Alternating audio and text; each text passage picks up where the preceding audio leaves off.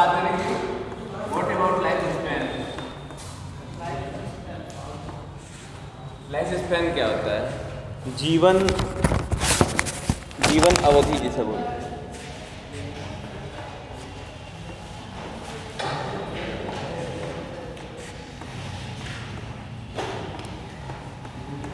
ठीक है, क्वेश्चन आता होगा, बहुत बात तुमने सुना होगा कि इसका लाइफ स्पैन कितना है, इस पर्टिकुलर ऑर्गेनिज्म का लाइफ स्पैन कितना है, या फिर इसके जीवन की अवधि कितनी है। तो बर्थ, किसी भी ऑर्गेनिज्म का बर्थ हो रहा है, जन्म हो रहा है उसका, और उसके डेथ, मृत्यु, ये तो पता है, जिसका जन्म हुआ है उसे एक दिन मरना है ना। तो ये जो किसी भी ऑर्गेनिज्म का जन्म होगा तो वो एक ना एक दिन मरेगा, और जो टाइम पीरियड इनके बर्थ और डेथ के बीच में, here we are talking about the natural death. Natural death यानी प्राकृतिक मृत्यु की बात कर रहे हैं हम लोग, एक्सीडेंटल डेथ की बात नहीं कर रहे हैं, एंथ्रोपोजेनिक डेथ की बात नहीं कर रहे हैं, we are talking about the natural death.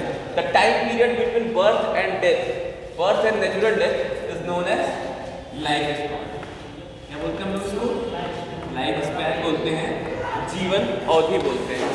Okay, तो लाइफ स्पैन यानी जीवन अवधि क्या होती है कि कोई बच्चा जब पैदा हो रहा है और जब वो बूढ़ा होने के बाद मर रहा है, उस बीच में कितने समय वो जीवित रहा है, उसी जो अवधि को हम लोग, उसी भी समय को हम लोग जीवन अवधि या लाइफ स्पैन बोलेंगे। क्लियर?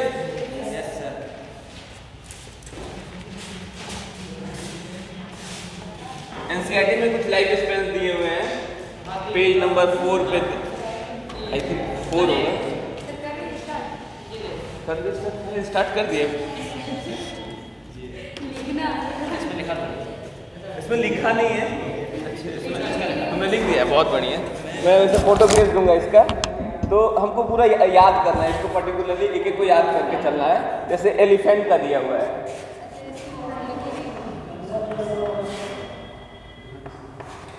60 से 70 वर्षों का एलिफेंट है, 65 से 70 लिखा है।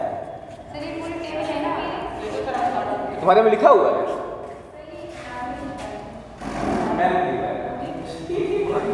मेरे को लगा अलग कैटेगरी में मिली है। कोई नहीं, एग्जैक्ट मेरे पास डाटा है, मैं 60 से 70 ये जहाँ तक मुझे पता है, बट ठीक है, 60 से 70 है। मैं इसकी फोटो भेज दूंगा इस पेज की, उस पर डाटा मेंशन हुआ है ऐसे।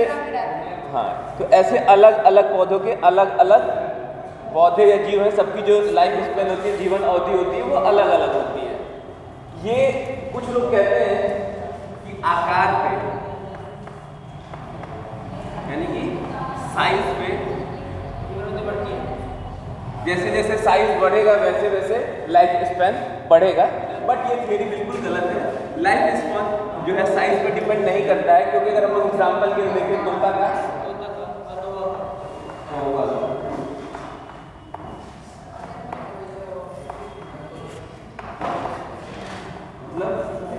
पैरेट का और क्रो का देखें, तो यहाँ पे क्रो का देखो 15 साल दिया है, और तोते का जो है 140 साल दिया है।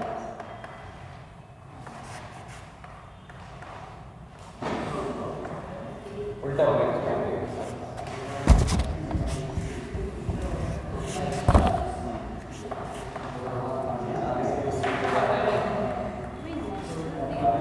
लगभग ये दोनों का साइज देखेंगे, बॉडी का साइज लगभग समान होता है, अप्रोक्सीमेटली सेम होता है।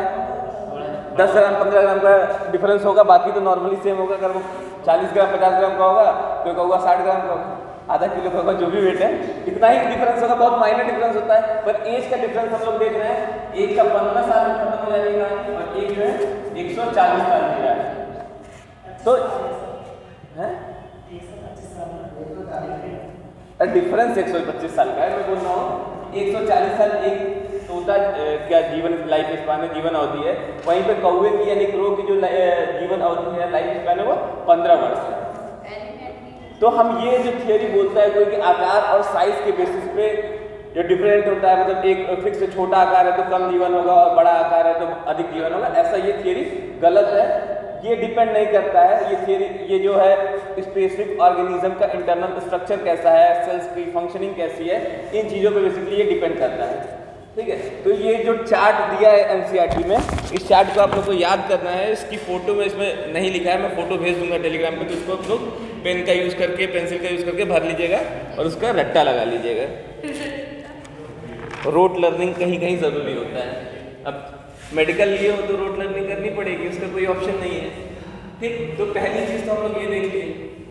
दूसरी थियरी हमको देखनी है लाइफ स्पैन के बाद, एक होता है लाइफ एक्सपेक्टेंसी।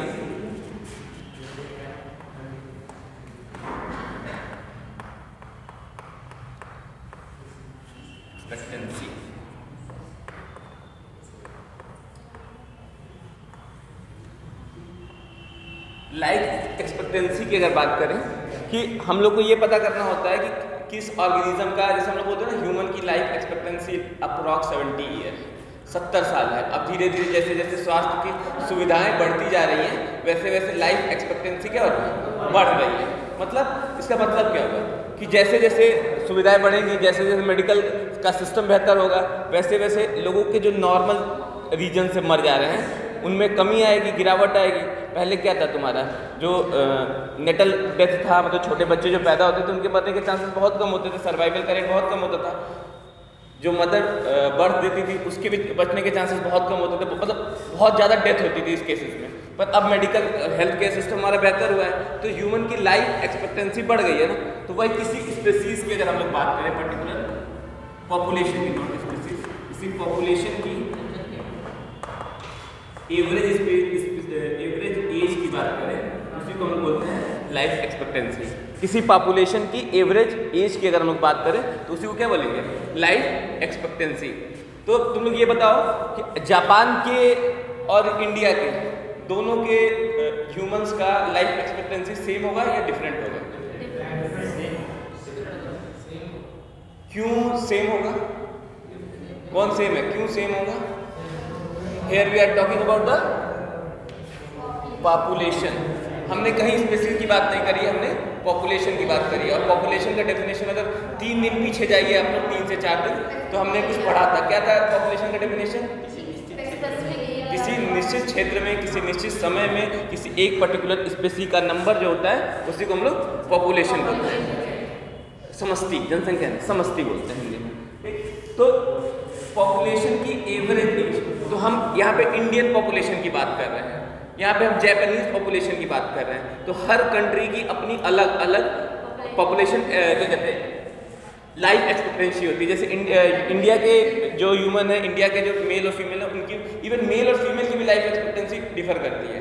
बट हम लोग बात करते हैं ऐसे नॉर्मल कर रहे हैं, तो इंडिया की अलग होगी, जापान की अलग होगी। जापान की पूरे वर्ल्ड में सबसे अधिक लाइफ एक्सपेक्टेंसी है, क्योंकि वहाँ पे मेडिकल की सुविधाएं बहुत ज़्यादा बेहतर है, वहाँ का लाइफ स्टाइल बहुत ज़्यादा बेहतर है, इकाई वालों कंसेप्ट फॉलो करते हैं। उन लोग के अंदर ये प्रॉब्लम है कि वो लोग वर्कोहॉलिक होते हैं। हमारे यहाँ लोग काम नहीं करना चाहते हैं, उनके यहाँ ज़बरदस्ती काम करते हैं, उनको रोका जाता है कि आपको काम नहीं करना है, तो वो वर्कोहॉलिक हैं लोग। वो लोग अपना प्रोटेस्ट कैसे करते हैं जापानीज लोग? अब इंडिया में प्रोटेस्ट करना है तो इंडिया वाले कैसे करेंगे?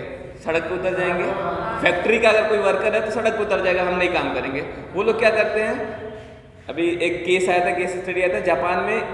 उन्होंने जूता बनाया, फैक्ट्री में काम कर रहे थे, जूता बना रहे थे, जूते की फैक्ट्री में थी, उन्होंने एक जोड़ा जूता बनाया, मतलब एक पैर का जूता बनाया, दूसरे पैर का जूता बनाना बंद कर दिया।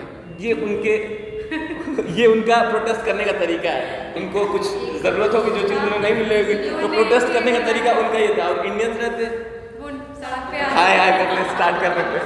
तो वहाँ पे जो ऑब्वियसली है कि लाइफ स्टाइल अलग है, वहाँ की थॉट प्रोसेस अलग है, इसलिए वहाँ की लाइफ एक्सपेक्टेंसी बेहतर है। जितने भी हम लोग क्या कहते हैं, मतलब जैसे हम लोग क्या है, इंडिया जो है डेवलपिंग नेशन है, और हम लोग जितने डेवलप्ड नेशन की तरफ जाएंगे, विकसित देशों की तरफ जाएंगे, तो वहाँ पे लाइफ एक्सपेक्टेंसी धीरे धीरे बढ़ेगी। और जितना हम लोग विकासशील देशों की तरफ जाएंगे, डेवलपिंग नेशंस की तरफ जाएंगे, वहाँ पे लाइफ एक्सपेक्टेंसी घटेगी। और जो एकदम पुअर नेशंस है, जैसे केन्या वेन्या चले गए, क्या कहते हैं, यूगोस्लाविया चले गए, और क्या है, युगांडा चले गए, तो वहाँ पे लाइफ एक्सपेक्टेंसी और कम होगी। वहाँ पे इंडिया में अप्रॉक्स कितना है, 70 के आसपास में, एग्जैक्ट मुझे डाटा याद नहीं है, बट 70 के आसपास में लाइफ एक्सपेक्टेंसी। हिंदी में यार एनसीईआरटी में दिया नहीं है, तो इसलिए मुझे मालूम नहीं।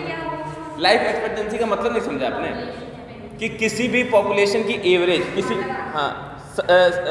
भी अभी क्या बोले समष्टि की जो एवरेज एज होगी उसी को हम लोग बोलते हैं। तो मतलब ये उम्मीद कर रहे हैं जैसे कोई बच्चा पैदा हुआ इंडिया में तो हम लोग इसकी लगभग 70 साल तो जिएगा, तो ये जो लगभग 70 साल है वही हो गया लाइफ एक्सपेक्टेंसी।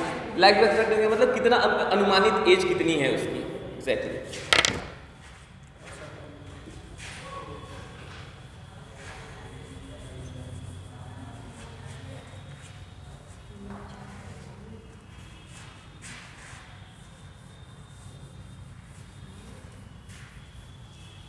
अच्छा, ये तो जीवन की बात हो गई।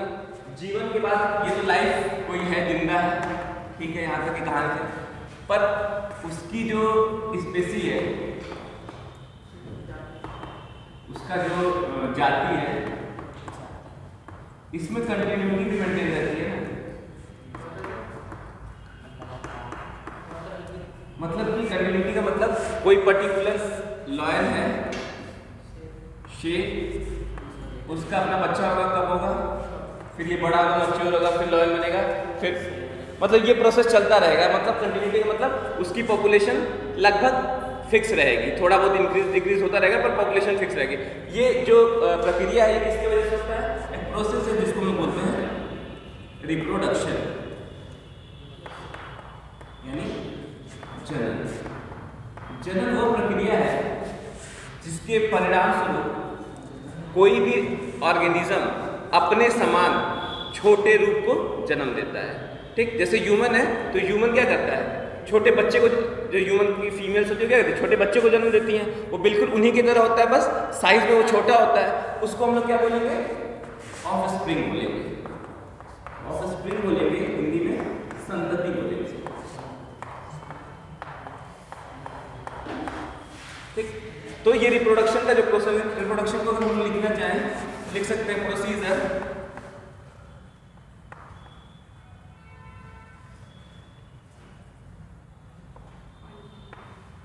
बाय विच, हिंदी में भी लिखा देंगे 2 minute, procedure by which organism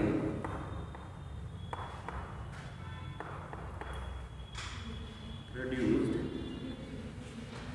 young ones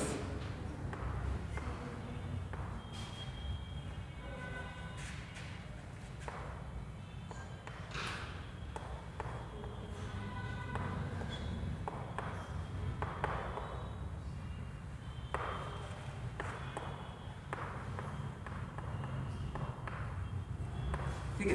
क्या होता है रिप्रोडक्शन? क्या होता है रिप्रोडक्शन? एक ऐसी प्रक्रिया है जिसके द्वारा जीव अपनी ही तरह अपने संततियों का उत्पादन करते हैं। उसी प्रक्रिया को, उसी प्रोसीजर को हम लोग बोलते हैं रिप्रोडक्शन। रिप्रोडक्शन बेसिकली 2 तरीके का हो सकता है। रिप्रोडक्शन को हम लोग, जनन को हम लोग 2 तरीकों से हम लोग बात करते हैं। पहला तरीका जिसको हम लोग बोलते हैं एसेक्सुअल रिप्रोडक्शन, और दूसरा जिसको हम बोलते हैं सेक्सुअल रिप्रोडक्शन। एसेक्सुअल को बोलते हैं अलैंगिक और इसको बोलते हैं लैंगिक। ठीक है, रिप्रोडक्शन 2 तरीके का हो सकता है, जनन 2 तरीके का होता है। एक को हम लोग बोलते हैं एसेक्सुअल रिप्रोडक्शन, दूसरे को बोलते हैं सेक्सुअल रिप्रोडक्शन। एसेक्सुअल और सेक्सुअल रिप्रोडक्शन में कोई डिफरेंस बता सकता है? कौन बताएगा?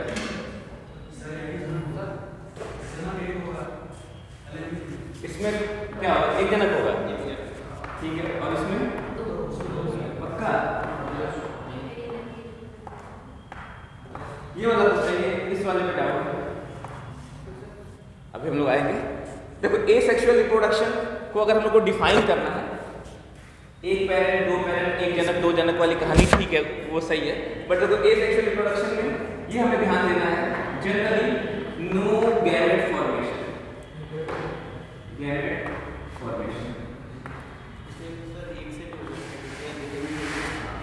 उसमें एक से भी होगा, कैसे होगा? फॉर एग्जांपल है टेपवा में एक ही पेरेंट जो होता है बच्चा पैदा करता है, तो वो सेक्सुअल रिप्रोडक्शन के अंदर आता है, उसका नहीं।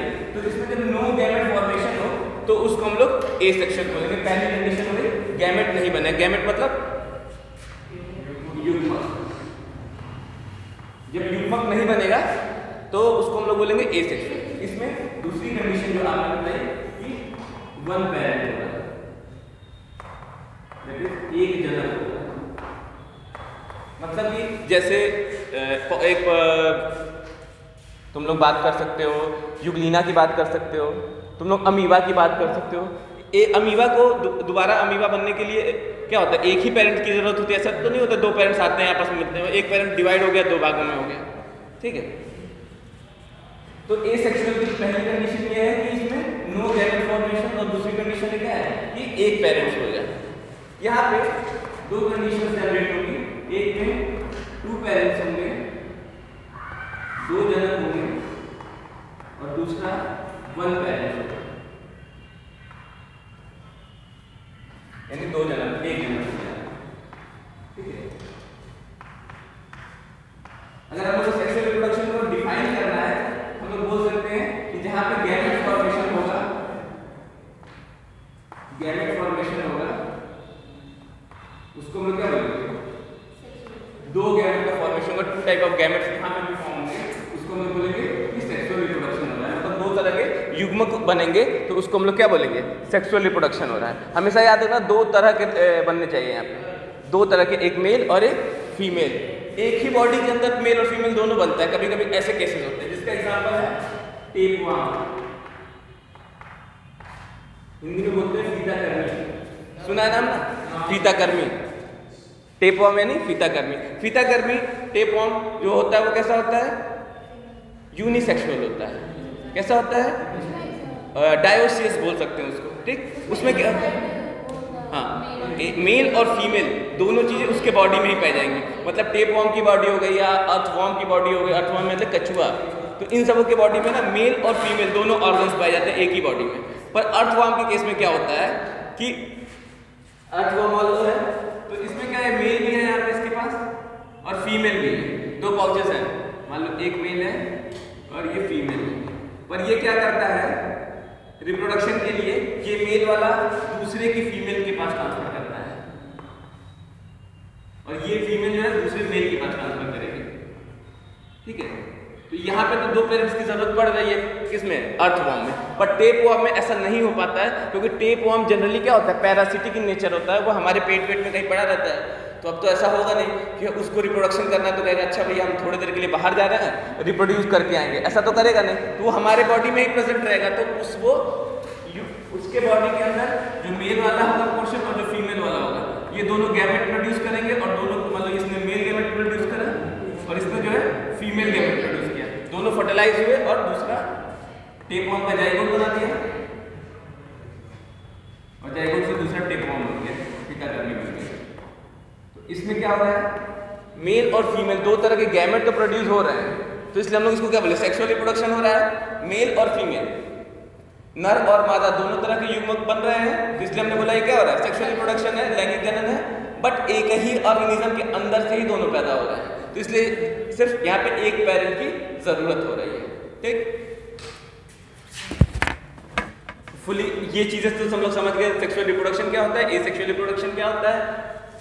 जनरली एक पॉइंट हो जाता है, जनरली जितने भी ऑर्गेनिज्म होते हैं वो मोर्टल होते हैं, एक ना एक दिन मरना है, जो पैदा हुआ है वो मरेगा, एक्सेप्ट एनसीईआरटी में एक्सेप्शन दिया है, वो है यूनिसेलुलर। यूनिसेलुलर ये कभी नहीं मरते, बैक्टीरिया कभी नहीं मरती। यूनिसेलुलर ऑर्गेनिज्म जब तक हम लोग नहीं मारेंगे तब तक वो नहीं मरेगी। अभी कोई कहेगा सर बैक्टीरिया कैसे नहीं मरती, हम लोग तो दे देंगे एंटीबैक्टीरियल दवाई, मर जाएगी। नेचुरली नहीं मरती है, नेचुरल डेथ उसका नहीं होता है। क्यों? क्योंकि क्या होता है बैक्टीरिया, ये अगर हो गया हो तो मैं मिटा दूँ, ये तो हो गया। बैक्टीरिया में क्या है, ये एक बैक्टीरिया है, ठीक है, ये थोड़ी सी मैच्योर हुई, मैच्योर होने के बाद ये डिवाइड हो गई दो बैक्टीरिया में, फिर ये दोनों बैक्टीरिया मतलब दो डॉटर सेल्स में डिवाइड हुए, फिर ये थोड़े से मैच्योर हुए, फिर ये दो डॉटर सेल में डिवाइड हुए। कहीं मर रहा है ये वाला, मरा नहीं, मरा ना। तो यूनिसेलुलर जनरली क्या होते हैं, ये मरते नहीं है, इमॉर्टल होते हैं।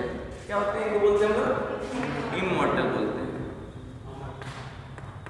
हिंदी में इसको बोलेंगे अमर है, अमृत पी लिए हैं ये, है ना, अमृत यानी नेक्टर। तो ये इमोर्टल होते हैं, ये कंटिन्यूस अपना नंबर बढ़ाते रहते। क्या हो गया, क्यों इतना तुम परेशान?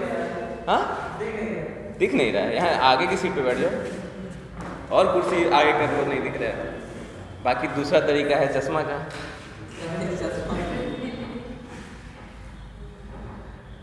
ठीक है, तो हम लोग ये पॉइंट मिस कर रहे थे, ये पॉइंट मैंने ऐड कर दिया। बाकी अभी तक की कहानी 3-4 पेज हम लोग पढ़ लिए। अब हम लोग थोड़े से डिटेल में पढ़ते हैं अलैंगिक जनन। इसमें एक और चीज़ छूट गया इसी में, हर्माफ्रोडाइट। क्या छूट गया? हर्माफ्रोडाइट, अनिषेक जनन। ये देखो, जो भी ना ऐसे कैरेक्टर्स, ऐसे ऑर्गेनिज्म जिनके अंदर मेल और फीमेल दोनों प्रेजेंट है, उनको हम लोग एक वर्ड देते हैं, क्या बोलते हैं? हर्माफ्रोडाइट।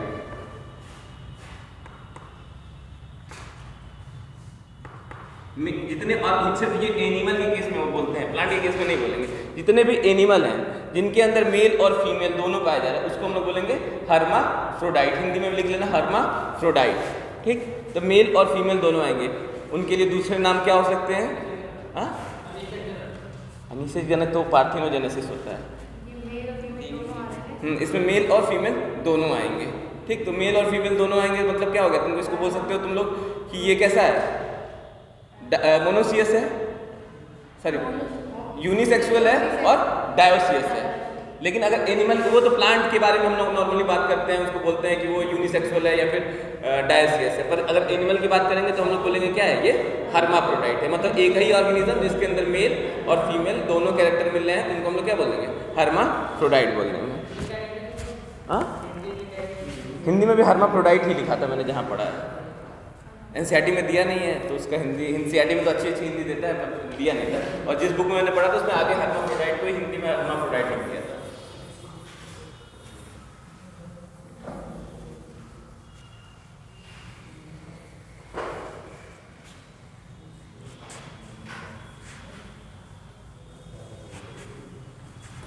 एक वाले का एग्जांपल और देते हैं, सेक्सुअल रिप्रोडक्शन में एक और एग्जांपल हम देखते हैं जिसमें एक पेरेंट्स की जरूरत पड़ती है। हम बता चुके हैं, अगर तुम लोग बताओगे, सेक्सुअल रिप्रोडक्शन में हमने बात किया कि होते हैं जिसमें 2 पेरेंट्स की जरूरत होती है, 2 जनक की जरूरत होती है, और इसमें सिर्फ एक जनक की जरूरत होती है, एक पेरेंट की जरूरत होती है। इसका एग्जांपल हमने लिखा टेपवर्म, सीता करना।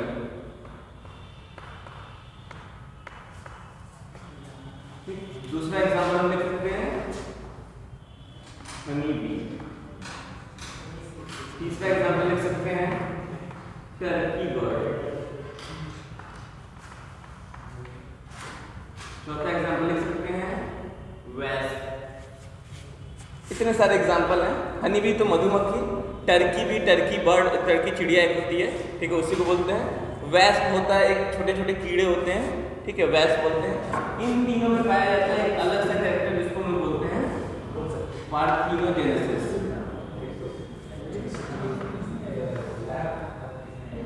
पार्थिनोजेनेसिस, इसको हिंदी में बोलते हैं अनिषेक।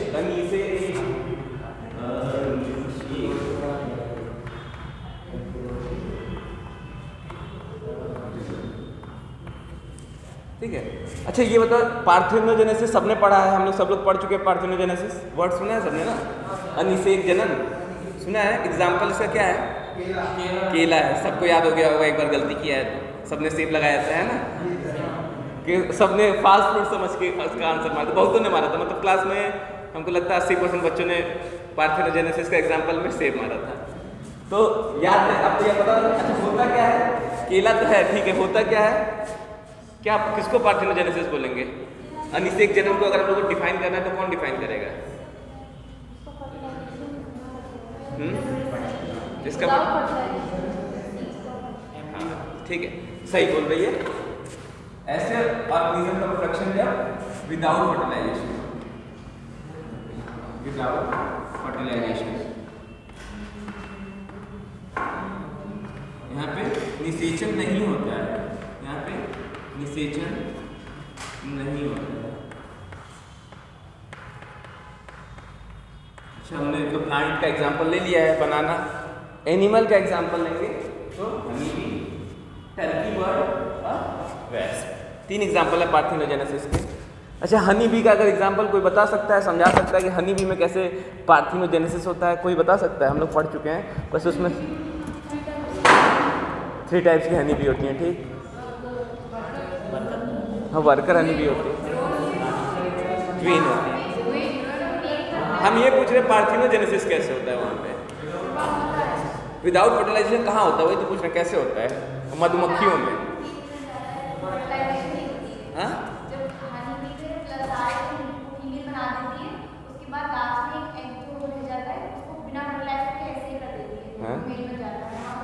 हाँ, बिल्कुल करेक्ट। जितने भी ड्रोन बनते हैं वो किसके रिजल्टेंट बने हैं? पार्थिनोजेनेसिस के। याद है, पढ़ा है हमने, सबने पढ़ा है, याद है ना? पहले क्या होता है, कहानी सबको पता है, बताने की जरूरत नहीं है। मेल क्या करता है, अपना स्पर्म जो है डिपॉजिट करता है फीमेल के पास। फीमेल क्या करती है, मेल के स्पर्म को अपने एग यानी ओवा के साथ फर्टिलाइज करती है और बनाती है तुम्हारी फीमेल्स। अब जब उसके सारे के सारे स्पर्म्स, हेलो कहाँ, क्या पूछ रहे हो मुझसे? पूछो, ऐसा क्या पूछ रहे हो? तो मुझसे पूछो भाई, उससे क्यों पूछ रहे हो? तो उसी के बगल में बैठ जाओ, कल से वो क्लास लेगा, मैं पीछे बैठूंगा, ठीक है? तो अरे यार, वेस्ट मतलब होता है, ये जो वेस्ट होता है ना, हड्डा होता है, सुना है? हड्डा, हड्डा भी नहीं सुना जो हिंदी में हड्डा बोलते हैं इसको, वो वेस्ट को। अरे अलग अलग नाम होते हैं, हिंदी में इसको हड्डा ही बोलते हैं, लेकिन टिड्डा नहीं। टिड्डा तो तुम उसको ग्रासहोपर को टिड्डा बोलते हैं। वेस्ट मतलब हड्डा होता है, पीले पीले कलर के होते हैं, काट लेते हैं तो बहुत दर्द होता है, स्वेलन हो जाता है, चूना उना लगाना पड़ता है। सुना? अरे मधुमक्खी के हम लोग बड़े भाई को क्या बोलते हैं? क्या? बर्रे भी बोलते हैं कई जगह। हाँ, एग्जैक्टली, बर्रे, बर्रैया। हाँ, यहाँ पे बर्रे बोलते हैं, ठीक है? हड्डा, ठीक। तो अच्छा, आ जाओ वापस। अरे भाई आ जाओ, देख लो। तो अभी बताओ, है ये लकी बताएगा कैसे होता है ड्रोन। ड्रोन का फॉर्मेशन कैसे होता है? मधुमक्खी में 3 तरह की मधुमक्खियाँ पाई जाती है ना, उसमें जो मधुमक्खियों का जो मेल वाला वर्जन होता है उसको ड्रोन बोलते हैं। तो वो कैसे बनता है? हाँ हाँ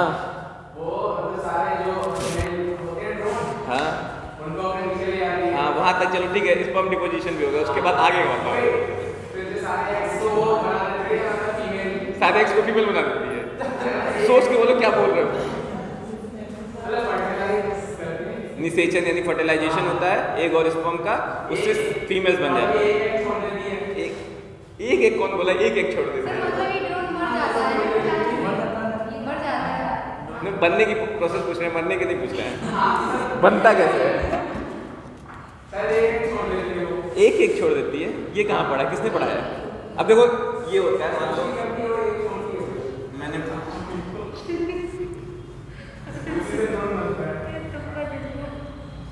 मधुमक्खी बना दिया, ठीक, थोड़ी थोड़ी मधुमक्खी जैसा लग रहा होगा। यहाँ पे इसके पास पाउच है, इस पाउच में पहले से फीमेल एग्स पड़े हुए, याद करना। और यहाँ पे कुछ मेल स्पर्म्स इसने छोड़ दिए। ऑब्वियसली एग्स का नंबर ज्यादा होगा यहाँ पे, यूज नंबर ऑफ एग्स का नंबर ज्यादा है और इसका नंबर कम है। तो इन दोनों के बीच में जो फर्टिलाइजेशन होगा, मेल और फीमेल जब आपस में मिलेंगे, निषेचन होगा, फर्टिलाइजेशन होगा, तो यहाँ पे जो बनेगी वो फीमेल बनेगी, फीमेल हनी बी बनेगी। एक टाइम आएगा कि जो स्पर्म डिपॉजिट यहाँ पे हुआ है वो खत्म हो जाएगा, तो अब इसके पास एग्स बच जाएंगे। एक नहीं बचेंगे, ढेर सारे एग बचेंगे, कुछ अंडे बच जाएंगे। वही अंडे वो कैसे रहेंगे? n नंबर रहेंगे। ये क्या करेंगे? ये दोबारा डायरेक्ट किसको बना देंगे? ड्रोन को बना देंगे। तो यहाँ पे निषेचन तो नहीं हो रहा है ना, निषेचन नहीं हो रहा है। यहाँ पे भी हम देख रहे हैं कि सेक्सुअल रिप्रोडक्शन तो हो रहा है, बट आपका सिर्फ एक पैर यहाँ पे जिम्मेदार है, ठीक है। ये जनक कौन, कितने हैं यहाँ पे? एक ही जनक है ना, यहाँ पे 2 जनक तो है नहीं। सर मेल के लिए एक जनक है ना? हाँ मेल के लिए, सिर्फ मेल के लिए, तो यहाँ लिख सकते हो, इसीलिए मैंने ड्रोन लिखा ना इसमें। हनी बी के एग्जाम्पल में मोस्ट प्रॉब्ली ड्रोन लिखोगे तो हनी बी लिख के आगे ड्रोन लिख देना, अगर एग्जाम है तो। बाकी वहाँ तो मार्क करना है तो कोई टेंशन नहीं है। हनी बी रहेगा तो हनी बी, ड्रोन देखोगे तो ड्रोन तो पहचान ही लोगे। तो इसका एग्जाम्पल हो गया पार्थेनोजेनेसिस में ड्रोन हो गया, मतलब हनी बी हो गया। टर्की बर्ड में भी ऐसा होता है और वेस्प में भी कहीं कहीं पे पाया जाता है, हर जगह। एक बर्ड होती है उसको हिंदी में भी टर्की बर्ड ही बोलते हैं, सफ़ेद कलर की होती है, वाइट कलर की होती है, खूबसूरत सी होती है थोड़ी। गूगल करना, अच्छे अच्छे बर्ड्स का स्ट्रक्चर दिखेगा, मैं कैसे बताऊँ, मेरे दिमाग में है पर मैं यहाँ पे प्रकट नहीं कर सकता, इतना अच्छा आर्टिस्ट नहीं हूँ।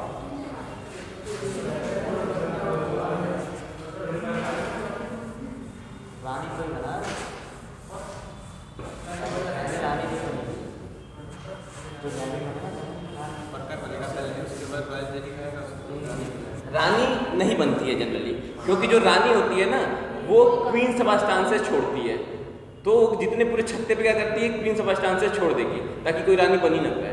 सारे के सारे जितने डेवलप हो रहे हैं वो कितने में, या तो वर्कर ड्रोन तो फिक्स है कि ड्रोन बनेगा जो n वाला रहेगा, 2n वाले जितनी है उतनी के मैक्सिमम क्या बनेगी, वर्कर भी बनेगी।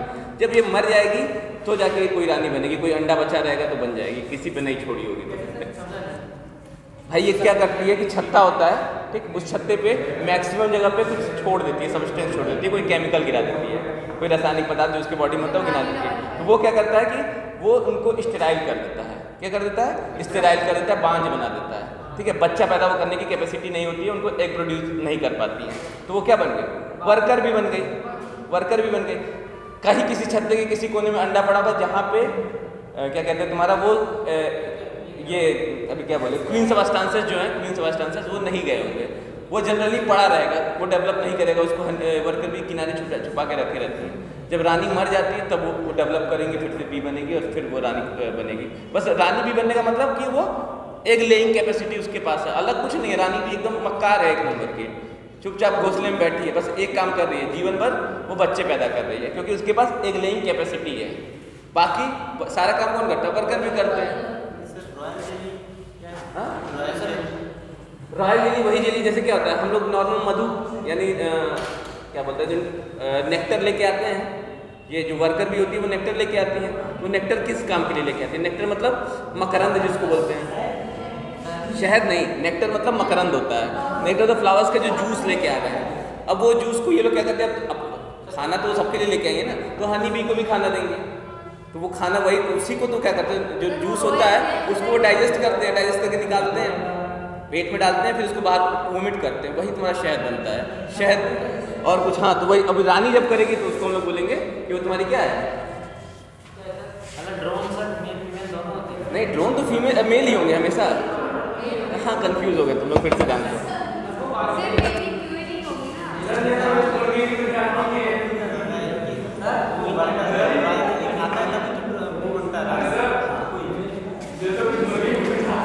देखो सुनो सुनो, फिर से बता रहा है। ये देखो तुम्हारे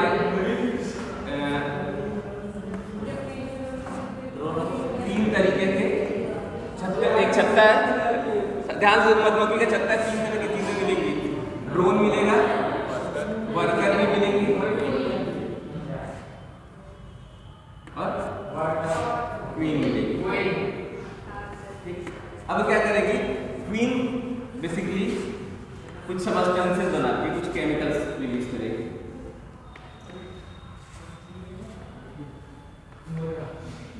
ठीक है, जिसको क्वीन सबस्टेंस बोलते हैं।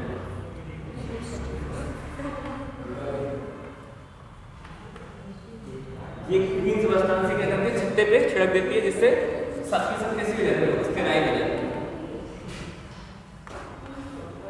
ठीक। स्टेराइल हो जाएगी तो क्या हो जाएगी, ये वर्कर भी हो जाएगी। स्टेराइल मतलब कि एग प्रोड्यूस नहीं कर पाएंगे। ड्रोन क्या होते हैं, ये हमको पता है कि जो एग होता है, एग डायरेक्ट किसमें चेंज हो जाता है, ड्रोन में चेंज हो जाता है। ये n नंबर के होते हैं, इनका अगर देखेंगे तो ये n नंबर होगा, यहाँ पे तो कोई डाउट नहीं है। वर्कर भी क्या करेगी, वही वर्कर भी यहाँ पे बन गई, ये वर्कर भी, इसका काम है नेक्टर ले आना, इसका काम है नेक्टर लाना। ठीक, ये नेक्टर लेके आएगी। अब नेक्टर क्या है, खाने का काम करेगा ना, तो ये नेक्टर इनको भी देंगे, ये नेक्टर इसको भी देगा और ये अपने भी यूज करेगा। ठीक है, इसी नेक्टर का यूज करके ये क्या बनाएंगे, शहद बनाएंगे। ठीक, वहीं पे ये जो रानी है इस नेक्टर का यूज करके बनाएगी तुम्हारा रॉयल जेली।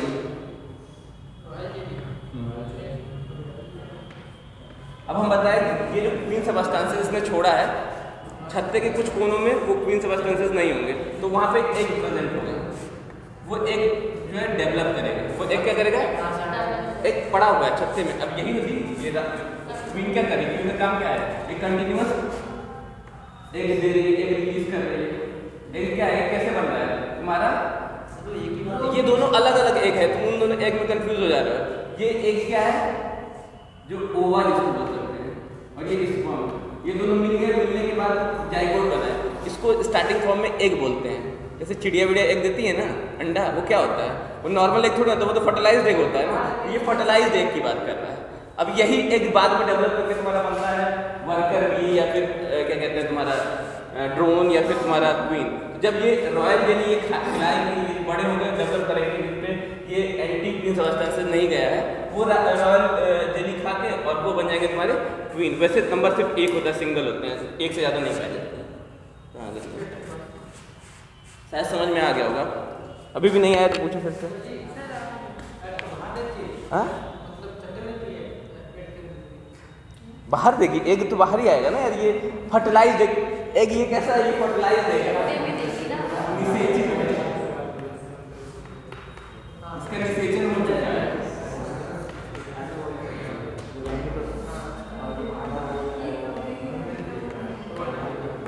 इसका फर्टिलाइजेशन हो चुका है। ये जो एग नॉर्मली बोल देते हैं ना यार, जो हम लोग देखो, जो मुर्गी अंडा देती है वो वाला अंडा थोड़ी ना होता है जो उसको ओवा होता है, ओवा अलग चीज़ है। ये अंडा देती है, अंडा कैसा होता है, फर्टिलाइज होता है, निषेचित अंडा होता है ना, जिससे बच्चा निकलता है, उसमें तो मेल फीमेल दोनों की जरूरत होती है। तो वही वो ऐसा नॉर्मल वाला अंडे की बात कर रहे हैं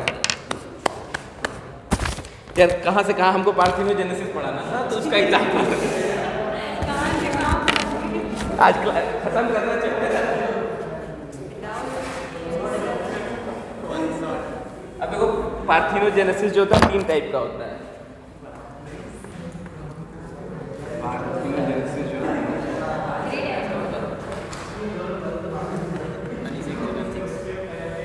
इसको बोलते हैं अनुसेक।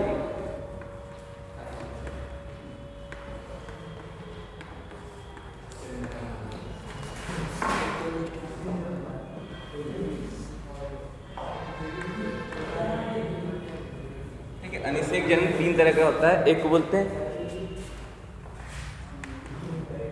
एरिनोटॉकी,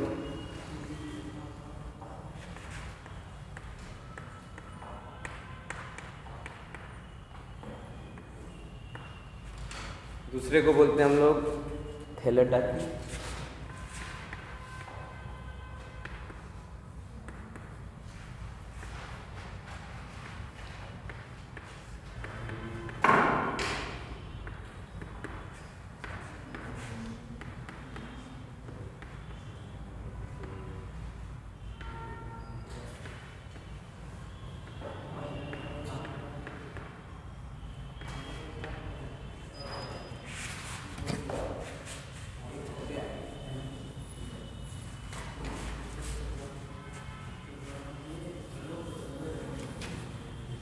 इसमें कुछ नहीं समझना है, बड़ा सिंपल सा है, बस नाम थोड़ा सा तुम लोगों को देख के कठिन लग रहा होगा।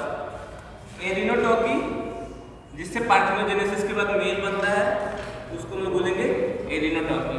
थैलीटॉकी, जब पार्थिनोजेनेसिस के बाद फीमेल बनेगी तो उसको बोलेंगे हम लोग थैलीटॉकी। और एम्फीटॉकी में मेल भी बन सकता है और फीमेल भी बन सकती है, फिक्स नहीं है, तो उसको बोलेंगे एम्फीटॉकी। पार्थिनोजेनेसिस 3 तरीके का होता है, एरिनोटॉकी, थैलीटॉकी और एम्फीटॉकी।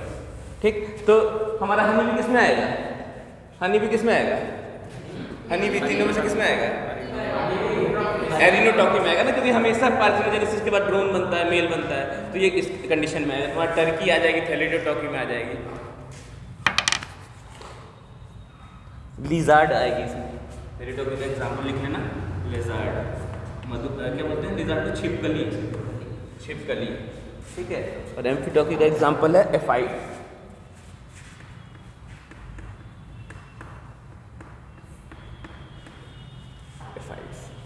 एफाइड्स होते हैं वो जो फ्रूट जूस खाते हैं, पक्षियों की तरह होते हैं एफिड्स। चमगादड़ वो बैट बोलते हैं, ये एफिड दूसरा है। फ्रूट जूस खाते हैं, मतलब फलों के जूस खा के भाग जाते हैं, फलों का रस ज़्यादा पड़ा हुआ है पेड़ में लगा है उसको खा के चले जाते हैं, एफिड्स। क्या बोलते हैं एग्जैक्टली हिंदी नहीं पता, मैं बता रहा हूँ।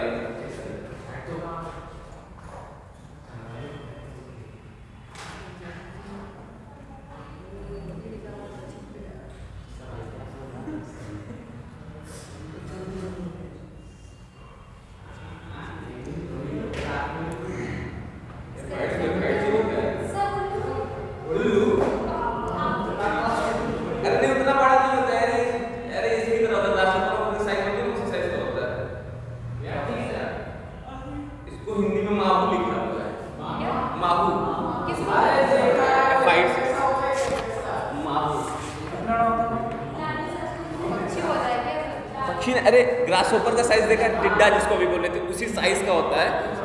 ये फ्रूट जूस खाते हैं, चुरा के भाग जाते हैं, इनको फ्रूट नेक्टर थिप बोलते हैं। मतलब इनका काम क्या होता है, नेक्टर थिप इसलिए बोलते हैं, चोरी करते हैं नेक्टर को। जनरली नेक्टर क्यों प्लांट लाते हैं अपने बॉडी में, क्योंकि वो आएगा कोई ऑर्गेनिज्म और उनके ऊपर बैठेगा और पॉलिनेशन में हेल्प करेगा। ये चोरी करते हैं, ये क्या करते हैं, पॉलिनेशन में हेल्प नहीं करते हैं, इनका जूस खा के भाग जाते हैं। इनको नेक्टर थिप भी बोलते हैं, रॉबर, नेक्टर रॉबर बोलते हैं, थिप नहीं बोलते, नेक्टर रॉबर बोलते हैं। लिजर्ड छिपकली, हाँ लिजर्ड मतलब छिपकली।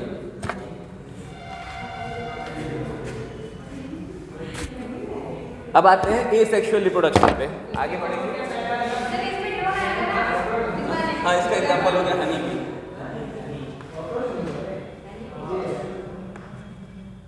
हनी बी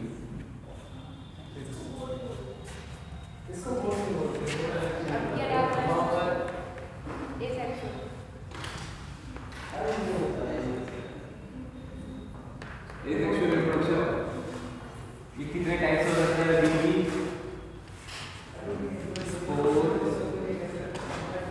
और क्या होता है, फ्रेगमेंटेशन, 5 तरीके का बेसिकली हो सकता है। पहला बोलेंगे बाइनरी फ्यूजन, बाइनरी फ्यूजन इसको बोलेंगे द्विखंडन। क्या बोलते हैं हिंदी में, द्विखंडन। दूसरा बोलेंगे बडिंग, सबको पता होगा फिर भी मैं बता रहा हूँ, कलिकाएं बोलते हैं इसको हिंदी में, ठीक।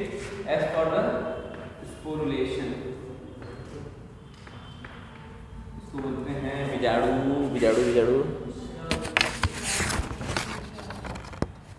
बीजाणु जनन।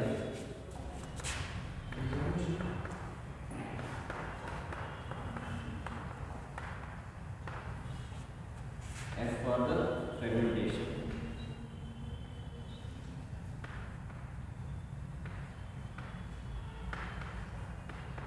इसका नाम थोड़ा सा कॉम्प्लेक्स है हिंदी में, इसको बोलते हैं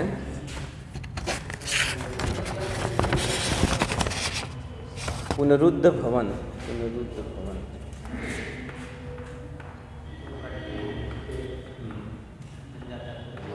बताइए और वेजिटेटिव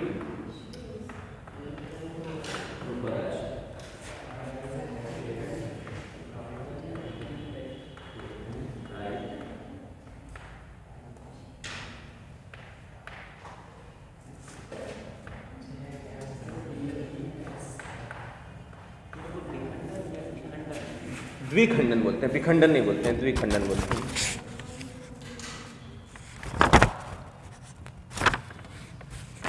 तो ये बाइनरी फ्यूजन यार, हाँ द्विखंडन सही लिखते हैं। ये द्विखंडन है, बाइनरी फ्यूजन, बाइनरी मतलब 2 भाग में टूट रहा है, बाइनरी तो इसलिए 2, और फ्यूजन मतलब होता है टूटना, खंडन, बाइनरी फ्यूजन। तो एसेक्सुअल रिप्रोडक्शन बेसिकली हमको याद करना है, इन 5 तरीकों से हो सकता है। जैसे भी याद करो, ये 5 तरीके आपको याद होने चाहिए। सबसे पहले बाइनरी फ्यूजन, जिसको हिंदी में बोलते हैं द्विखंडन, फिर बडिंग, बडिंग मतलब कलिकाएं, स्पोरुलेशन मतलब बीजाणु जनन, फ्रेगमेंटेशन मतलब पुनरुद्ध भवन, और वेजिटेटिव प्रोपगेशन मतलब कायिक प्रवर्धन। ठीक है, 5 स्ट्रक्चर्स बनते हैं, 5 स्ट्रक्चर्स के द्वारा एसेक्सुअल रिप्रोडक्शन होता है। ठीक, एसेक्सुअल रिप्रोडक्शन किसके तरीके से होता है? 5 तरीकों से होता है। एक एक करके सारे तरीकों को हम लोग पढ़ने की कोशिश करेंगे।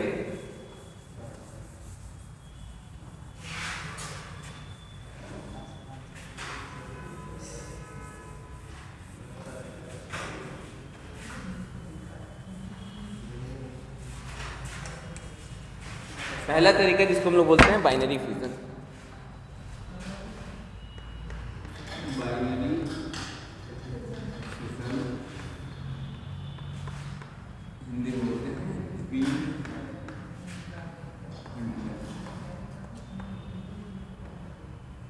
ठीक है, बाइनरी फ्यूजन यानी विखंडन। इसका पहले एग्जांपल लिख लेते हैं तो तुम लोग को फटाफट समझ में आ जाएगा।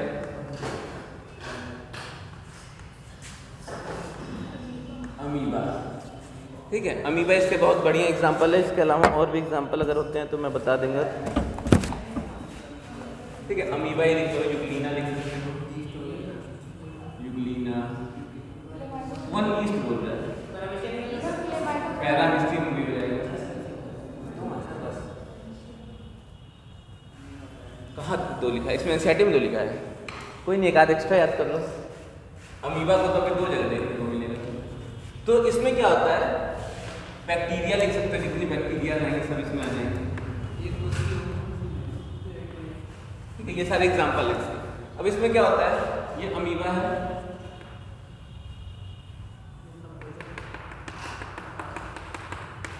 अब ये क्या करेगा? जब मैच्योर हो जाएगा तो ये अपनी शेप को बड़ा करेगा और 2 छोटे छोटे डॉटर सेल्स में डिवाइड हो जाएगा।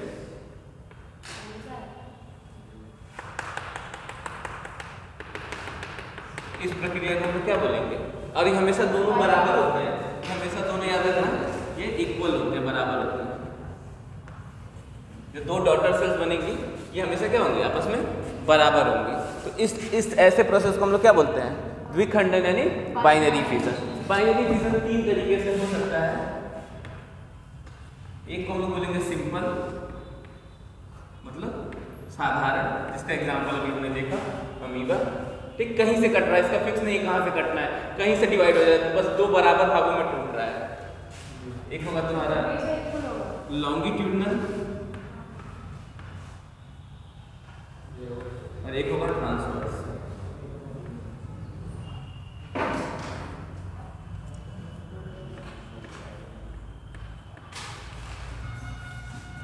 ठीक है, सिंपल का एग्जांपल अमीबा ले लो। ये सारे एग्जाम बैक्टीरिया नहीं लिए, ये सारे एग्जांपल हैं। बाइनरी फ्यूजन के 3 टाइप हैं। विखंडन 3 तरीकों से होता है।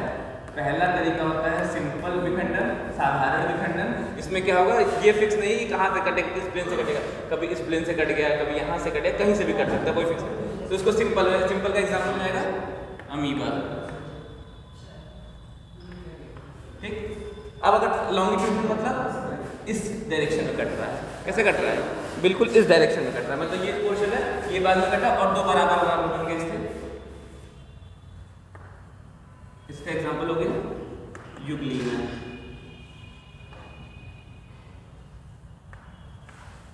ठीक, और ट्रांसवर्स है, इसका एग्जांपल प्लेनेरिया ले सकते हैं। ये देखो ट्रांसवर्स को मैं इधर बना देता हूँ।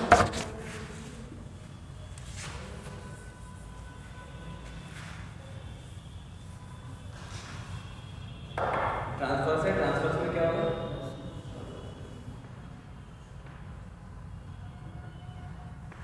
एग्जांपल इसका प्लेनेरिया।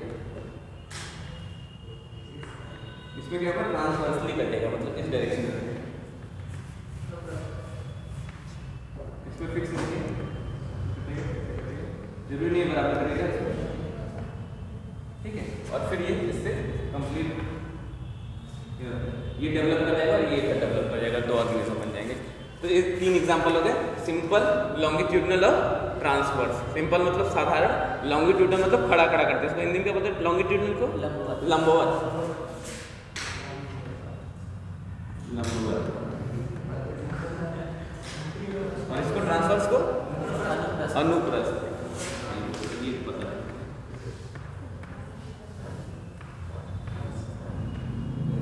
प्रस्थ होता है, प्रस्थ होता है। था। ठीक है, तो बाइनरी फ्यूजन के 3 तरीके हमको याद हो जाएंगे। कौन कौन से हैं? अरे सिंपल है, एक सिंपल तरीके से साधारण, एक बीच से कटा मतलब सीधा सीधा काट रहे हैं और एक को ट्रांसफर काट रहे हैं, लंबवत काट रहे हैं, एक को अनुप्रस्थ तरीके से काट रहे हैं। ठीक, आसान है। एग्जाम्पल हमको बस याद करते चलना है। इसमें सब तुम लोग पढ़ के आए हो, कक्षा 9 से कक्षा 8, कक्षा 6, कक्षा 7, 5, 4 सब में पढ़ाया गया। अमीबा को तो हर जगह बाइनरी फ्यूजन द्विखंडन करा देते हैं, हमें 6 में शायद स्टार्ट कर देते हैं द्विखंडन कराना। बताओ। अच्छा साइड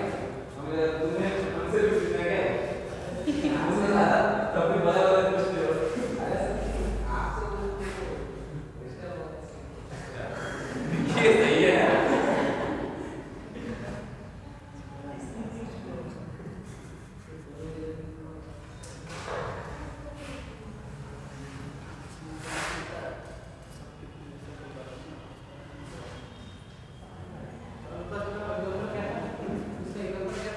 अनुप्रस्थ प्लेन एरिया।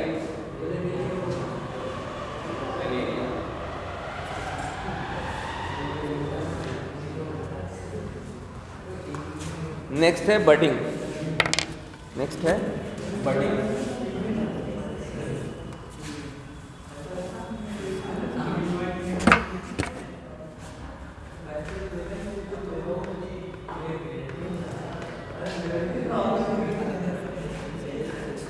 बात नहीं करना है यार, क्लास के बाद बात करना है।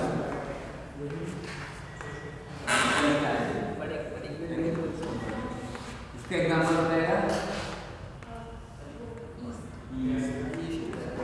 तो तुम तो ईस्ट इससे पहले ला दिए थे। और कोई एग्जाम्पल बताओ। युगलीना हो जाएगा। अभी युगलीना उसमें पढ़े होते हैं, इसमें कहाँ से घुसा दोगे? एक ही दिया है इसमें किताब में। मैं सोचता हूँ शायद दूसरा भी मिल जाए। ओके, 2 मिल गया मुझे, एक स्पॉन्ज भी मिल गया।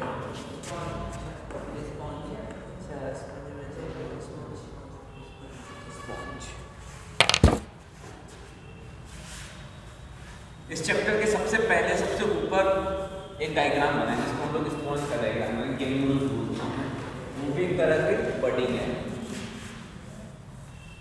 इसमें जहाँ चैप्टर स्टार्ट हो रहा है, उसमें जहाँ चैप्टर लिखा है उसके जस्ट राइट हैंड साइड में आई थिंक बना है ना, वही है तुम्हारा स्पॉन्ज का डायग्राम। अब इसमें क्या होता है, मान लो कोई तुम्हारा ईस्ट है, कैसे बनाया इसको, भूल गया कैसे बनाया था।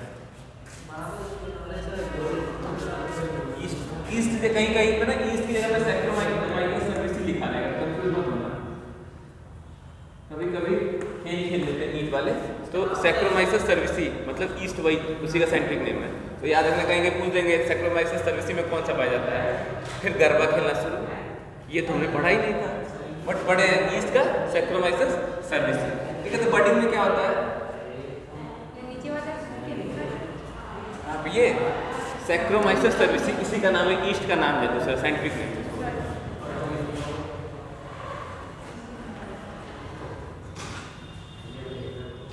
ठीक है, अब इसमें क्या होता है, क्या होता है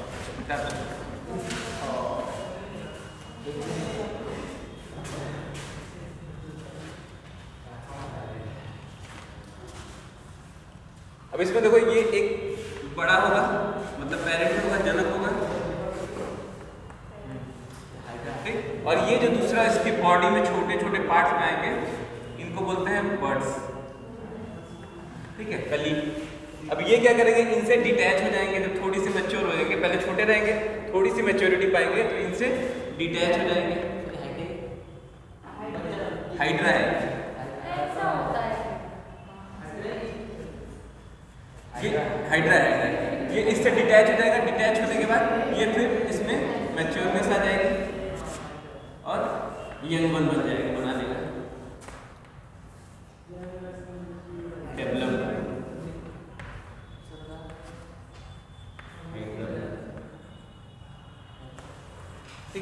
डिटैच होना मतलब टूटना, अलग होना, टूटना। ठीक, हाँ ये क्या होगा, पहले ये पूरे बॉडी है, इसी के किसी बॉडी पार्ट पे क्या होंगे, छोटे छोटे कली डेवलप हो जाएंगे। हाइड्रा के केस में एक होता है, तुम्हारा ईस्ट के केस में एक से ज़्यादा होता है। ये जो कलिकाएं होती है, बर्ड्स जो होते हैं वो एक से ज़्यादा नंबर में होते हैं। फिर थोड़ी सी मैच्योर हो जाएंगे, जब इसी के बॉडी पे पड़े तो फिर ये निकल जाएंगे,